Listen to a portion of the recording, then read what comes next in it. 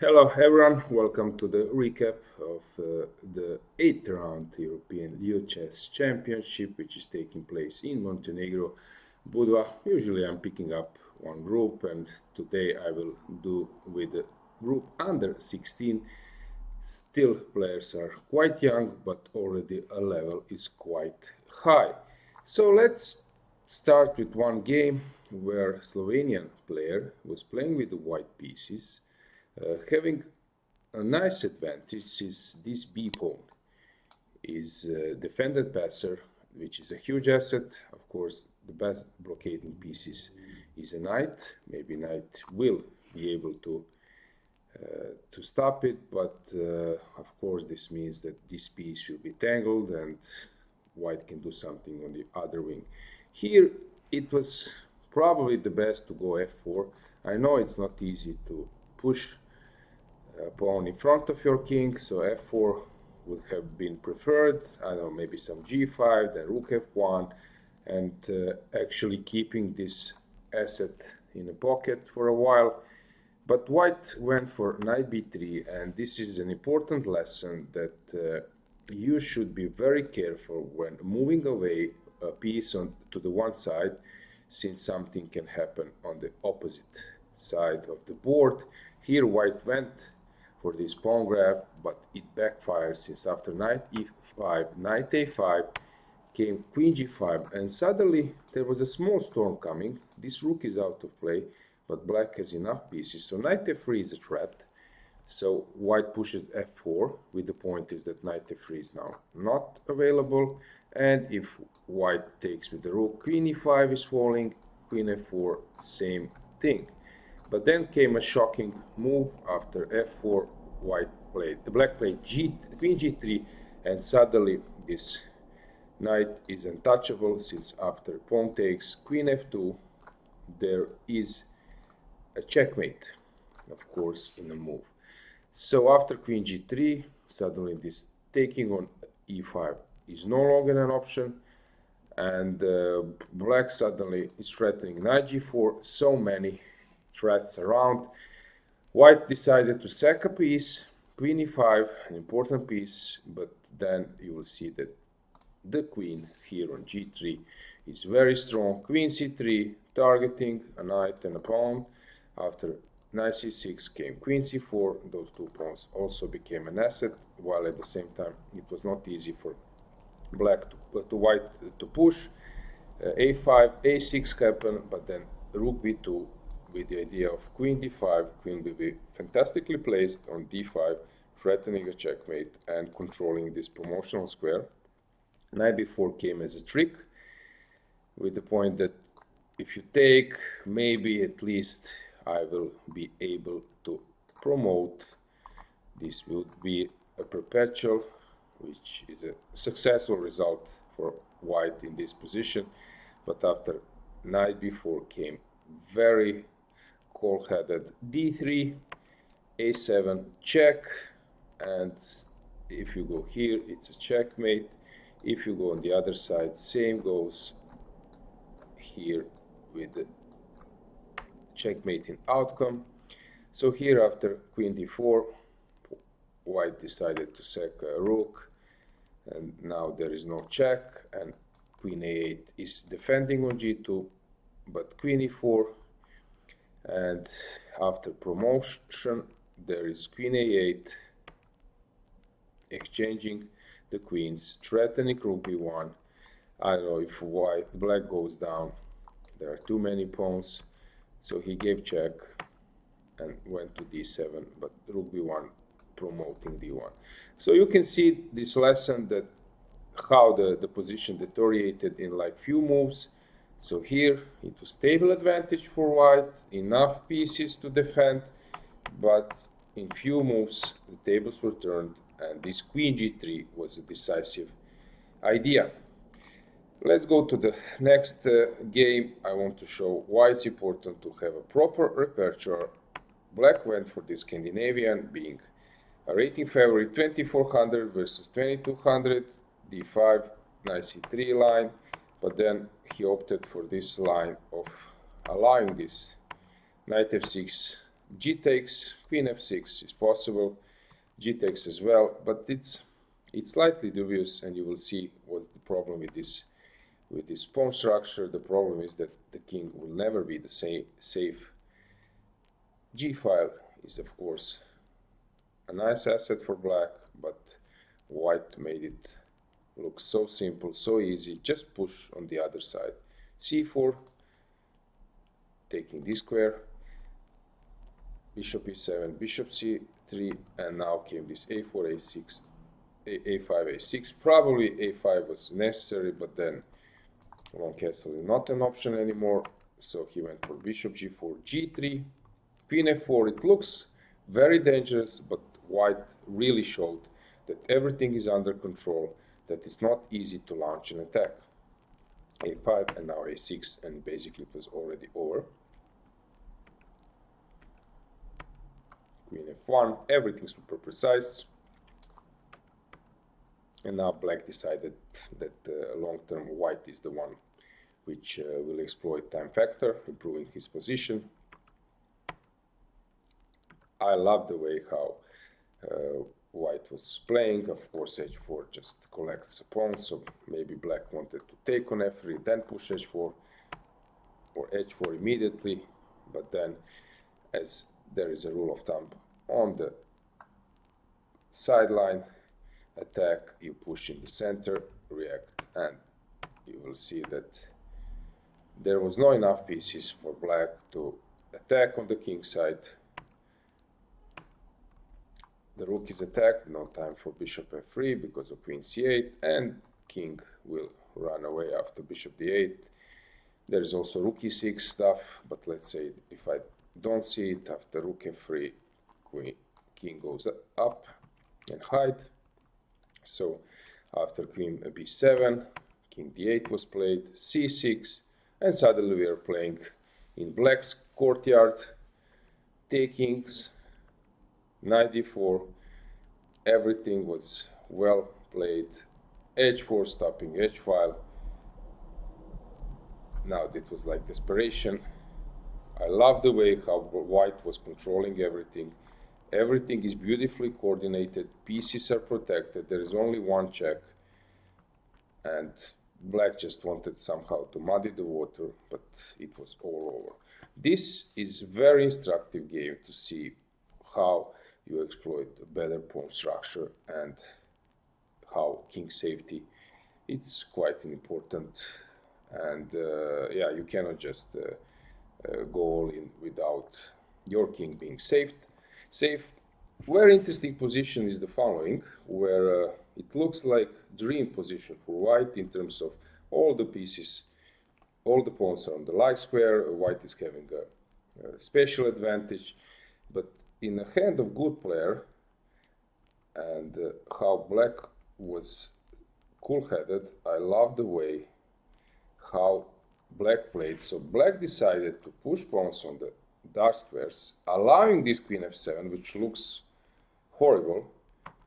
Takes, and now queen e5. Okay, you can enter, queen f7, but king goes to h6.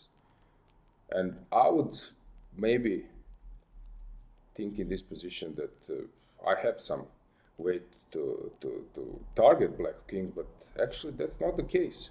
Black is having a perfectly sound position, and this is something which is not so common. So bishop b1, attacking g6, f5, I don't mind placing my pawn on the light square, rook d1, bishop e6, this was actually maybe unnecessary. Now some rook b8 first, and then bishop e6, and perfectly sound position. You can see with the engine bar that it's only 0.5, 0.6, which is a little bit strange, but this is the case. So he went bishop e6, sacking a pawn, and here white started to drift. There was some super ideas with queen e6, and then maybe some bishop f5 and at the right moment because of the x-ray. But here b4 a5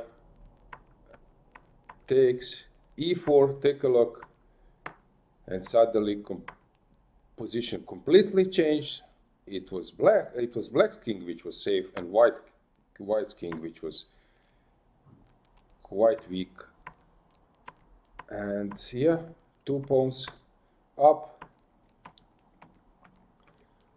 and this was like cat and mouse game. Just exchanging and start pushing, and that was basically it.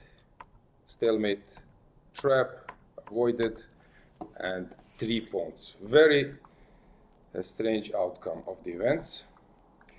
Another important lesson is this endgame. It looks that is like dead lost for black, but it's very important to be patient, and maybe white became too excited and immediately went for a pawn grab, collecting another one.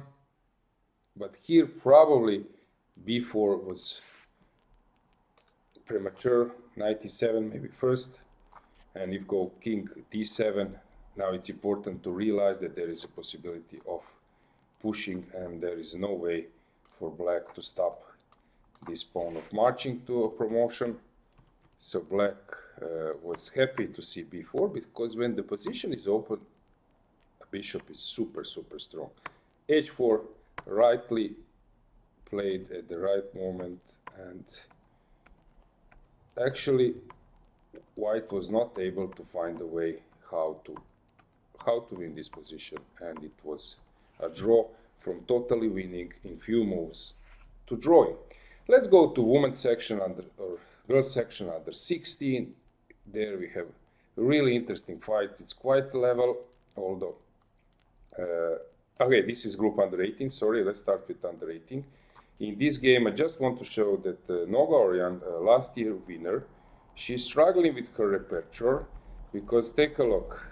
She went out of the opening, and in few moves she got in desperately lost position. So what's the case here? If white takes on g6 and you take with the edge, it's always fine for black. So if you are taking towards the center, you're fine. But with this way, white pushes h4, and if you play h6 or h5 to stop this pawn push, now you needed to take here, you're also dropping a queen. But in terms of strategical, if you need to take with the pawn, f pawn, it's basically game over. So you need to avoid this already in advance, maybe in this moment to anticipate it, to play f3, maybe then to be able to run. So castle, which is a natural move, was a mistake already, and now this h4 is just crashing, and Noga went to lost position in few moves. Take a look. And now this f pawn was played. Probably this would invite this battery building. So she took with the f pawn, and she got completely crushed right out of the opening. And Maria is cruising towards the victory in this event. Now she exchanged the queens, being a piece up, which was actually quite simple. Now 2 pieces up. Yep. And that was it. 3 pieces up, played by inertia, a few moves, but it was game over, and now checkmate was inevitable. So she wanted to do some stalemate stuff, but there is no stalemate because king climbs. So important lesson for Noga, she's struggling in the opening, and here she needs to be very careful in the future. Which takes us to the under 16 group, where we have Croatian player. She's a fighter. She was playing for the first time for national team, Croatian national team, Lara Zagorac, at the European Teams event in Batumi, which was a big experience for her. She was struggling, but she fought back in this event, and she's very talented. And she's sometimes choosing lines which are not common for youth players. Here she went for this line, which is fine for white, but is also fine for black. But somehow she misplayed it a bit. Bishop e3 may be unnecessary. Sometimes I'm teaching my students to stay away, maybe from bishop e3. Maybe bishop usually should go a little bit more higher, and also it can be developed. So knights, they need to go and be developed out of their initial squares, while bishops, they can do it later. So d1 was maybe necessary. So black has perfectly sound position, but it's also fine for black. The problem is f5, f4 is coming, and how to fight against it. Now it's already some concession, but it's fine. But Lara, okay, this bishop e3 was bishop f3 was probably not necessary because invited this knight g5 trick, which was well played by her opponent, taking two bishops, and now white can only hope to get some domination over the dark squares with the knight. Black played very well, but at some point here she started to drift. Everything was well played. This maneuver was nicely played by Lara, but now she started to drift, allowing this pawn takes. So queen e6 was necessary.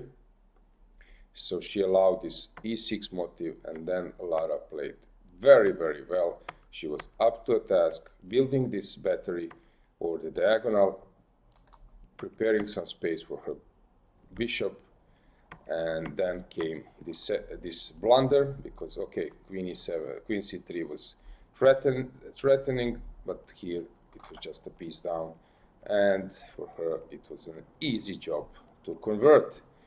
So yeah, Lara is a good fighter, and usually in last rounds that decides who has better nerves. Speaking about nerves, you can check this game where we have super talented player Kesaria Megaladze, probably wanted to clinch a medal, maybe fight for the first place, and she went all in. Take a look of the position and of the move. Suddenly queen d4 was played, which was super brave. Maybe it will pay off in future, but it was not enough, and kudos to her opponent being super stable in this position because it's quite complicated, but the way how she handled it, transfers the bishop. Kesaria was maybe too harsh to push, but the way how black played and suddenly created counter chances on the other wing against the king. This queen is fantastically placed, and then came this mating concept, and suddenly it was all over very quickly. Fantastic counterattack by black. Now if you take, queen goes to f3, and after queen g5 there is a checkmate. So she needed to go to g5, and again, very well played. I'm not sure that many 23 plus players would handle this position as Lucia did, so big kudos. But also I like the approach of Kesaria. Maybe this year it didn't pay off, but in future for sure it will, because she will get some available experience. So last round ahead of us, very interesting games. Follow the event till the last moment, and yeah, greetings from my side. I'm Grandmaster Alojzije Jankovic, and I was happy to share my thoughts about the previous round. So take care, see us.